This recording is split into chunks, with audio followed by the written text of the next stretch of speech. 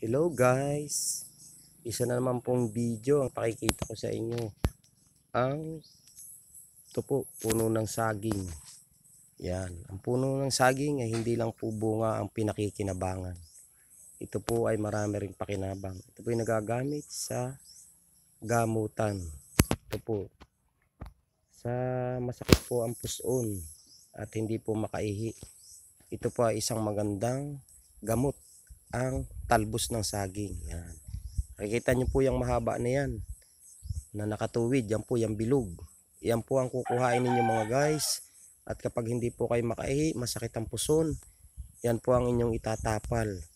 Maging sa baywang po, kapag masakit, yan po, tatapal nyo po yan ng sariwa.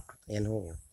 Sa puso naman po, ayan, makakaihi po kayo kung hindi kayo nakakaihi. Yan po. Maganda pong panggamutan din yan. Sa nasugatan po, napakaganda rin pong pang-ampat ng dugo yan. Yan o.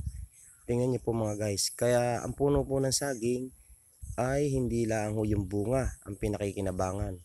Ito rin po ay napakaganda sa mga gamutan. Katulad nga po nung sinasabi ko, yung sa balisaw-saw, yung hindi makaihi. Yan. Tatapal nyo po yan, nakatuwid na yung bilog. Yan po ang kukuhain ninyo. Yan. Yan. At sa nasugatan din ho, kung kayo nasa bundok at wala kayong makuhang pang first aid, yan po, isa po yan sa magandang pang first aid sa sugat. O yan po. At tigil ho, pang ampat ng dugo po yan. Ayan ho. Ayan mga guys.